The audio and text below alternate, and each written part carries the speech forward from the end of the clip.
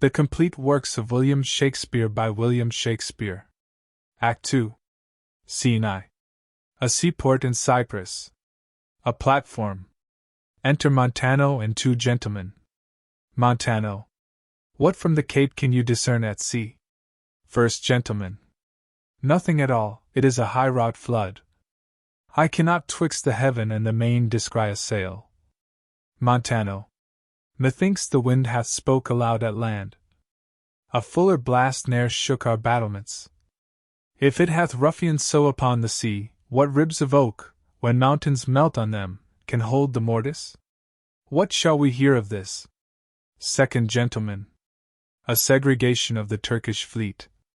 For do but stand upon the foaming shore, the chin billow seems to pelt the clouds, the wind-shacked surge, with high and monstrous mane, seems to cast water on the burning bear, and quench the guards of the ever-fixed pole. I never did like molestation view on the enchafed flood. Montano. If that the Turkish fleet be not ensheltered, and embade, they are drowned. It is impossible to bear it out. Enter a third gentleman. Third Gentleman. News, lads! Our wars are done. The desperate tempest hath so banged the Turks that their designment halts. A noble ship of Venice has seen a grievous wreck and sufferance on most part of their fleet. Montano. How? Is this true? Third Gentleman. The ship is here put in, a Veronessa. Michael Cassio, lieutenant to the warlike Moor Othello, is come on shore, the Moor himself at sea, and is in full commission here for Cyprus. Montano. I am glad on't. 'Tis a worthy governor. Third Gentleman. But this same Cassio, though he speak of comfort touching the Turkish loss, yet he looks sadly, and prays the Moor be safe, for they were parted with foul and violent tempest. Montano. Pray heavens he be, for I have served him, and the man commands like a full soldier. Let's to the seaside, ho! As well to see the vessel that's come in as to throw out our eyes for brave Othello, even till we make the main and the aerial blue an indistinct regard. Third Gentleman. Come, let's do so, for every minute is expectancy of more events. Enter Cassio. Cassio. Thanks you, the valiant of this warlike isle, that so approve the Moor. Oh, let the heavens give him defense against the elements, for I have lost him on a dangerous sea. Montano. Is he well shipped? Cassio. His bark is stoutly timbered, and his pilot of very expert and approved allowance. Therefore my hopes, not surfeited to death, stand in bold cure. Within. A sail, a sail, a sail. Enter a messenger. Cassio. What noise? Messenger. The town is empty. On the brow o' the sea stand ranks of people, and they cry, a sail! Cassio. My hopes do shape him for the governor. A shot. Second Gentleman. They do discharge their shot of courtesy.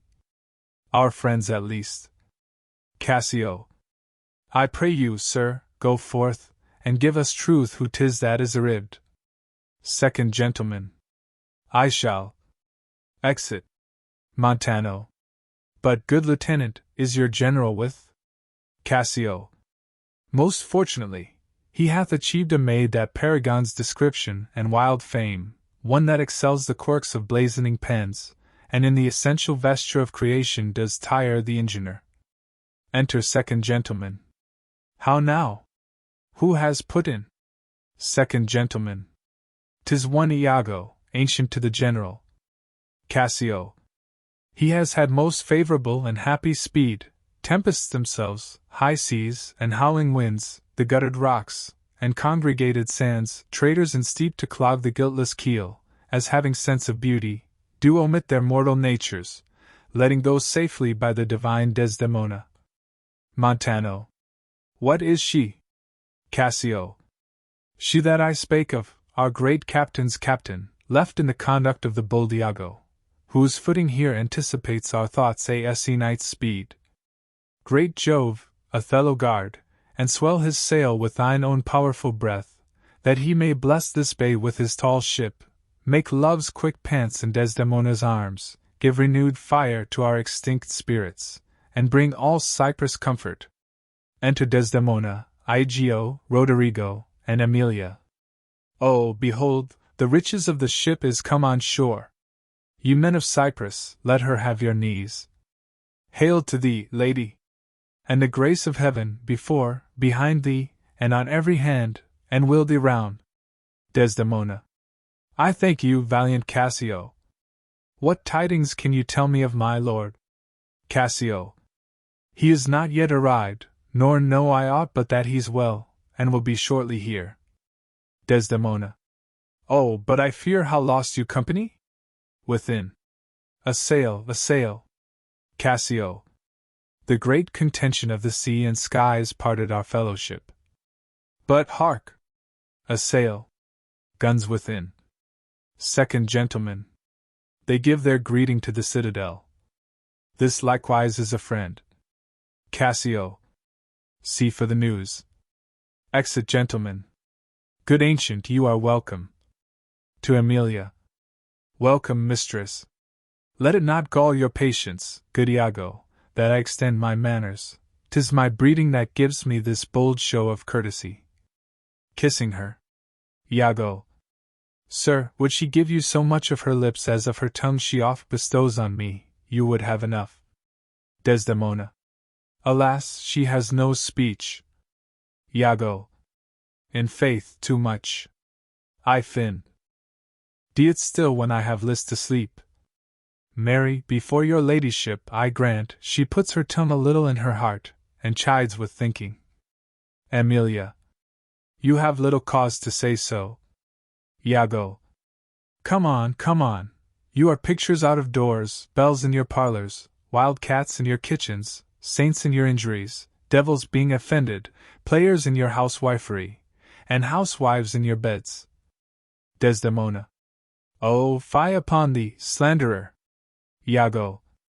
Nay, it is true, or else I am a Turk. You rise to play, and go to bed to work. Emilia. You shall not write my praise. Iago. No, let me not. Desdemona. What wouldst thou write of me, if thou shouldst praise me? Iago.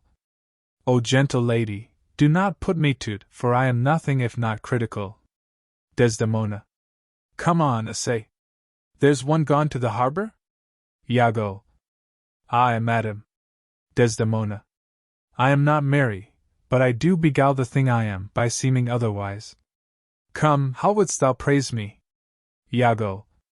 I am about it, but indeed my invention comes from my pate as birdlime does from frieze, it plucks out brains and all, but my muse labors, and thus she is delivered. If she be fair and wise, fairness and wit, the one's for use, the other useth it. Desdemona. Well praised. How if she be black and witty? Iago. If she be black, and there two have a wit, she'll find a white that shall her blackness fit. Desdemona. Worse and worse. Emilia. How if fair and foolish? Iago. She never yet was foolish that was fair, for even her folly helped her to an heir. Desdemona.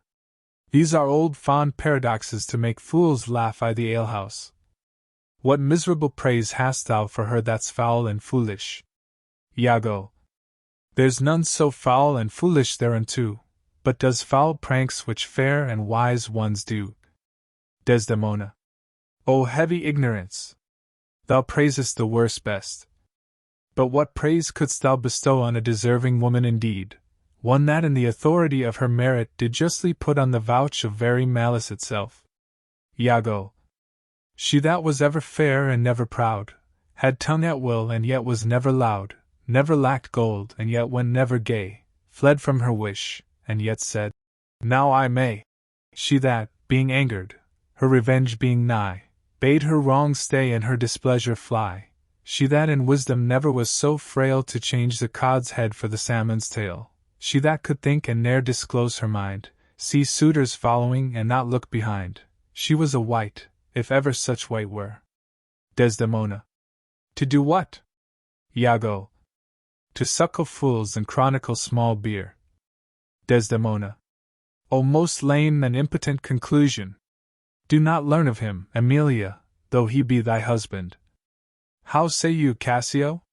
Is he not a most profane and liberal counselor? Cassio. He speaks home, madam. You may relish him more in the soldier than in the scholar. Iago. Aside. He takes her by the palm. Ay, well said, whisper. With as little a web as this will I ensnare as great a fly as Cassio. I smile upon her, do. I will jibe thee in thine own courtship. You say true, 'tis so, indeed. If such tricks as these strip you out of your lieutenantry, it had been better you had not kissed your 3 fingers so oft, which now again you are most apt to play the sir in. Very good, well kissed, an excellent courtesy. 'Tis so, indeed. Yet again your fingers to your lips? Would they were clyster pipes for your sake. Trumpets within. The Moor! I know his trumpet. Cassio. 'Tis truly so. Desdemona. Let's meet him, and receive him. Cassio. Lo, where he comes! Enter Othello and attendants. Othello. O my fair warrior! Desdemona. My dear Othello! Othello. It gives me wonder great as my content to see you here before me. O my soul's joy! If after every tempest come such calms, may the winds blow till they have wakened death, and let the laboring bark climb hills of seas Olympus high, and duck again as low as hells from heaven. If it were now to die, 'twere now to be most happy, for I fear my soul hath her content so absolute that not another comfort like to this succeeds in unknown fate. Desdemona. The heavens forbid but that our loves and comforts should increase even as our days do grow. Othello. Amen to that, sweet powers! I cannot speak enough of this content. It stops me here, it is too much of joy, and this, the greatest discords be they kiss. That e'er our hearts shall make. Iago. Aside. Oh, you are well tuned now, but I'll set down the pegs that make this music, as honest as I am. Othello. Come, let us to the castle. News, friends, our wars are done, the Turks are drowned. How does my old acquaintance of this isle? Honey, you shall be well destered in Cyprus. I have found great love amongst them. O my sweet, I prattle out of fashion, and I dote in mine own comforts. I prithee, good Iago, go to the bay and disembark my coffers. Bring thou the master to the citadel. He is a good one, and his worthiness does challenge much respect. Come, Desdemona, once more well met at Cyprus. Excellent Othello, Desdemona and attendants. Iago. Do thou meet me, please. NTLY at the harbor. Come hither. If thou be'st valiant, as they say, base men being in love have then a nobility in their natures more than is native to them. List me. The lieutenant tonight watches on the court of guard. First, I must tell thee this, Desdemona is directly in love with him. Roderigo. With him? Why, 'tis not possible. Iago. Lay thy finger thus, and let thy soul be instructed.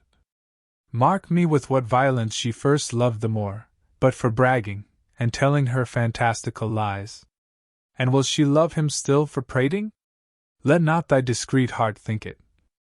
Her eye must be fed. And what delight shall she have to look on the devil? When the blood is made dull with the act of sport, there should be, again to inflame it and to give satiety a fresh appetite, loveliness in favor, sympathy in years, manners, and beauties, all which the Moor is defective in. Now, for want of these required conveniences, her delicate tenderness will find itself abused, begin to heave the gorge, disrelish and abhor the Moor, very nature will instruct her in it, and compel her to some second choice. Now, sir, this granted, as it is a most pregnant and unforced position, who stands so eminently in the degree of this fortune as Cassio does? A knave very voluble, no further conscionable than in putting on the mere form of civil and humane seeming, for the better compassing of his salt and most hidden loose affection?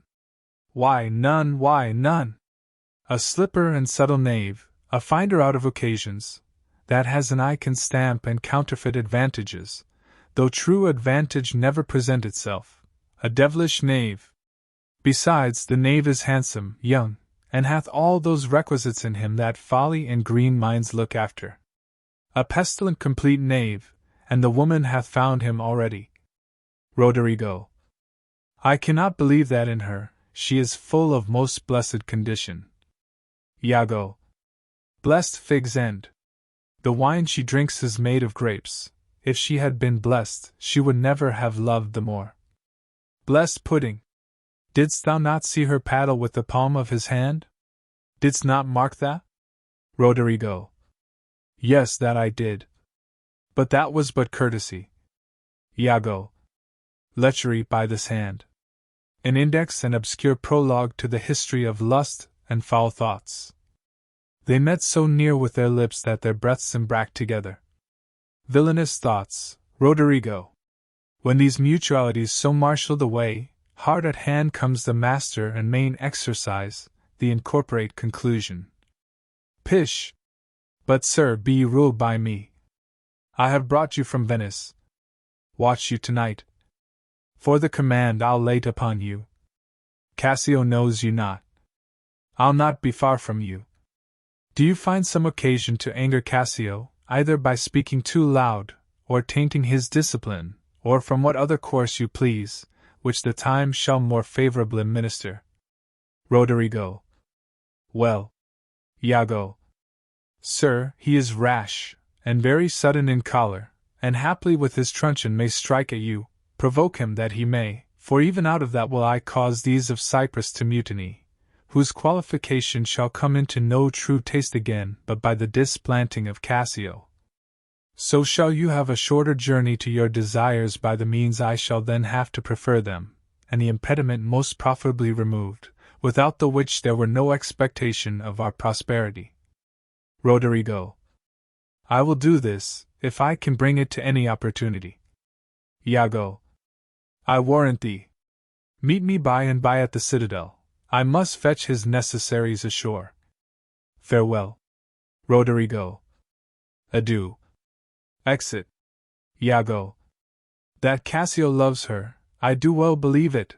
That she loves him, 'tis apt, and of great credit, the more, howbeit that I endure him not, is of a constant, loving, noble nature, and I dare think he'll prove to Desdemona a most dear husband.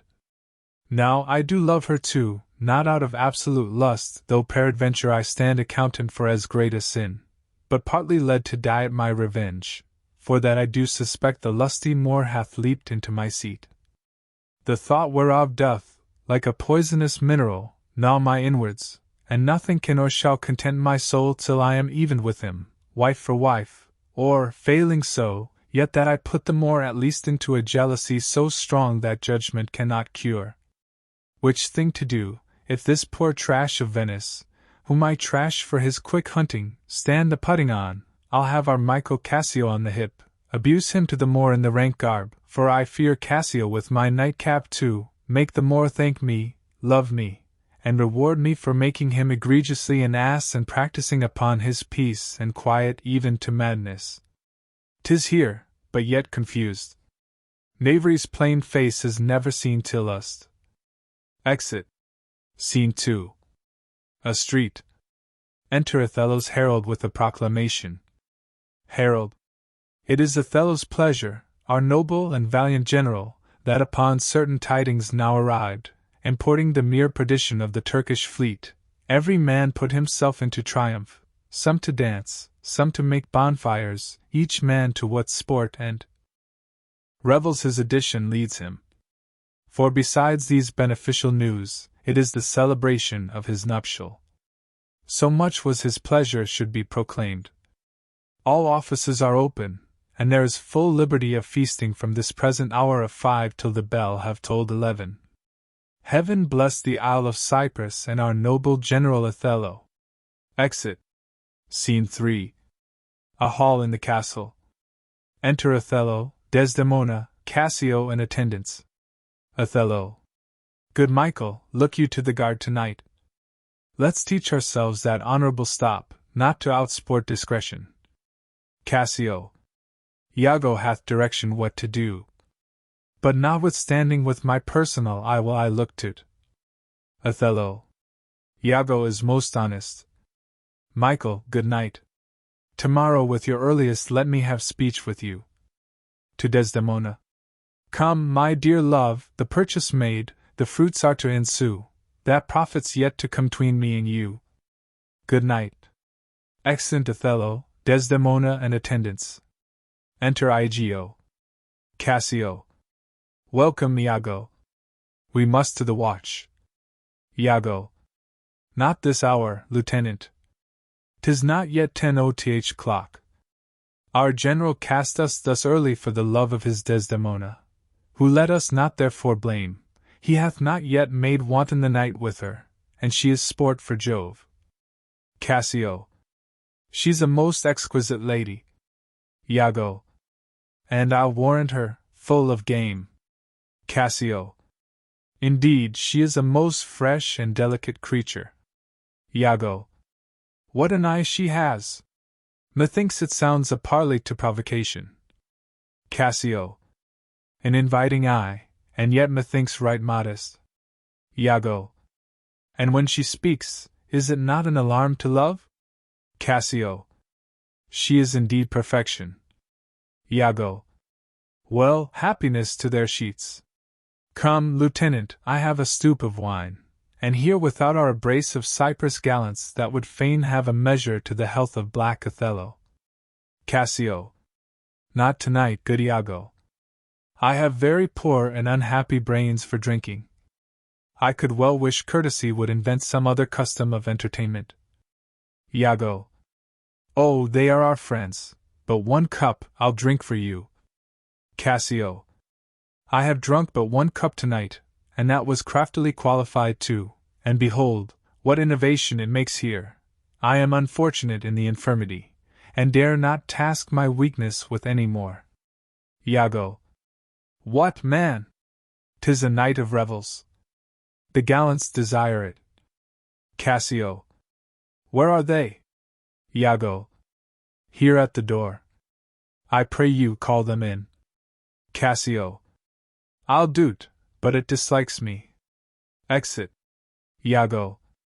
If I can fasten but 1 cup upon him, with that which he hath drunk tonight already, he'll be as full of quarrel and offence as my young mistress' dog. Now my sick fool Roderigo, whom love hath turned almost the wrong side out, to Desdemona hath tonight carried potations deep, and he's to watch 3 lads of Cyprus, noble swelling spirits, that hold their honours in a wary distance, the very elements of this warlike isle, have I tonight flustered with flowing cups, and they watch too. Now, mongst this flock of drunkards, am I to put our Cassio in some action that may offend the isle. But here they come, if consequence do but approve my dream, my boat sails freely, both with wind and stream. Enter Cassio, Montano and gentleman, followed by servant with wine. Cassio. For God, they have given me a rouse already. Montano. Good faith, a little one, not past a pint, as I am a soldier. Iago. Some wine, ho! Sings. And let me the cannikin clink, clink, and let me the cannikin clink, clink. A soldier's a man, oh, man's life's but a span, why then let a soldier drink. Some wine, boys. Cassio. For God, an excellent song. Iago. I learned it in England, where indeed they are most potent in potting. Your Dane, your German, and your swag-bellied Hollander drink, ho! Are nothing to your English. Cassio. Is your Englishman so expert in his drinking? Iago. Why, he drinks you, with facility, your Dane dead drunk, he sweats not to overthrow your Almain. He gives your Hollander a vomit ere the next bottle can be filled. Cassio. To the health of our general. Montano. I am for it, Lieutenant, and I'll do you justice. Iago. O sweet England! Sings. King Stephen was a worthy peer, his breeches cost him but a crown. He held them sixpence all too dear, with that he called the tailor lown. He was a wight of high renown, and thou art but of low degree, 'tis pride that pulls the country down, then take thine auld cloak about thee. Some wine, ho! Cassio. For God, this is a more exquisite song than the other. Iago. Will you hear tea again? Cassio. No, for I hold him to be unworthy of his place that does those things. Well, God's above all, and there be souls must be saved, and there be souls must not be saved. Iago. It's true, good lieutenant. Cassio. For mine own part, no offense to the general, nor any man of quality, I hope to be saved. Iago. And so do I too, lieutenant. Cassio. Aye, but by your leave, not before me, the lieutenant is to be saved before the ancient. Let's have no more of this, let's to our affairs. Forgive us our sins. Gentlemen, let's look to our business. Do not think, gentlemen, I am drunk. This is my ancient, this is my right hand, and this is my left. I am not drunk now. I can stand well enough, and I speak well enough. All. Excellent well. Cassio. Why, very well then. You must not think then that I am drunk. Exit. Montano. To the platform, masters. Come, let's set the watch. Iago. You see this fellow that is gone before, he is a soldier fit to stand by Caesar and give direction, and do but see his vice, 'tis to his virtue a just equinox, the one as long as th other. 'Tis pity of him. I fear the trust Othello puts him in, on some odd time of his infirmity, will shake this island. Montano. But is he often thus? Iago. 'Tis evermore the prologue to his sleep. He'll watch the horologe a double set if drink rock not his cradle. Montano. It were well the general were put in mind of it. Perhaps he sees it not, or his good nature prizes the virtue that appears in Cassio, and looks not on his evils. Is not this true? Enter Roderigo. Iago. Aside to him. How now, Roderigo? I pray you, after the lieutenant, go. Exit Roderigo. Montano. And 'tis great pity that the noble Moor should hazard such a place as his own second with one of an ingraft infirmity. It were an honest action to say so to the Moor. Iago. Not I, for this fair island. I do love Cassio well and would do much to cure him of this evil. But hark! What noise? Cry within. Help! Help! Enter Cassio, driving in Roderigo. Cassio. Zounds, you rogue, you rascal! Montano. What's the matter, lieutenant? Cassio. A knave teach me my duty. I'll beat the knave into a twig gin bottle. Roderigo. Beat me? Cassio. Dost thou prate, rogue? Striking Roderigo. Montano. Nay, good lieutenant, I pray you, sir, hold your hand. Cassio. Let me go, sir, or I'll knock you o'er the mazzard. Montano. Come, come, you're drunk. Cassio. Drunk? They fight. Iago. Aside to Roderigo. Away, I say. Go out and cry a mutiny. Exit Roderigo. Nay, good lieutenant, God's will, gentlemen. Help, ho! Lieutenant, sir, Montano, sir, help, masters. Here's a goodly watch indeed. A bell rings. Who's that which rings the bell? Diablo, ho! The town will rise. God's will, lieutenant, hold, you will be shammed forever. Enter Othello and attendants. Othello. What is the matter here? Montano.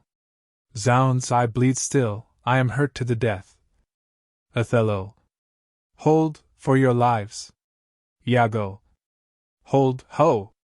Lieutenant, sir, Montano, gentlemen, have you forgot all place of sense and duty? Hold. The general speaks to you. Hold, hold, for shame.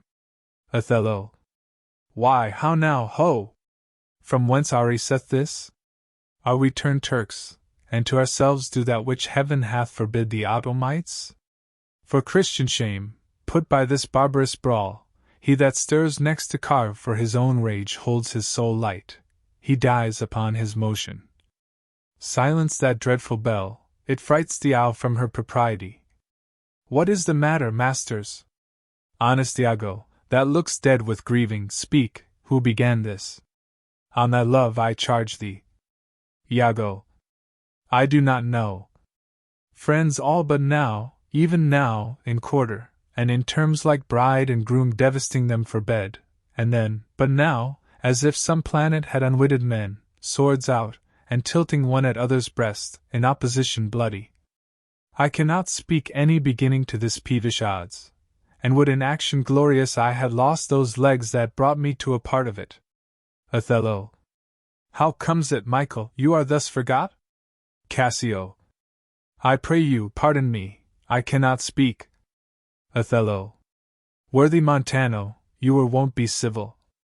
The gravity and stillness of your youth the world hath noted, and your name is great in mouths of wisest censure. What's the matter, that you unlace your reputation thus, and spend your rich opinion for the name of a night brawler? Give me answer to it. Montano. Worthy Othello, I am hurt to danger. Your officer, Iago, can inform you, while I spare speech, which something now offends me, of all that I do know, nor know I aught by me that's said or done amiss this night, unless self-charity be sometimes a vice, and to defend ourselves it be a sin when violence assails us. Othello. Now, by heaven, my blood begins my safer guides to rule, and passion, having my best judgment collied, essays to lead the way. Zounds, if I stir, or do but lift this arm, the best of you shall sink in my rebuke. Give me to know how this foul rout began, who set it on, and he that is approved in this offence, though he had twinned with me, both at a birth, shall lose me. What? In a town of war yet wild, the people's hearts brimful of fear, to manage private and domestic quarrel, in night, and on the court and guard of safety? 'Tis monstrous. Iago, who began't? Montano. If partially offend, or leagued in office, thou dost deliver more or less than truth, thou art no soldier. Iago. Touch me not so near. I had rather have this tongue cut from my mouth than it should do offence to Michael Cassio. Yet I persuade myself, to speak the truth shall nothing wrong him. Thus,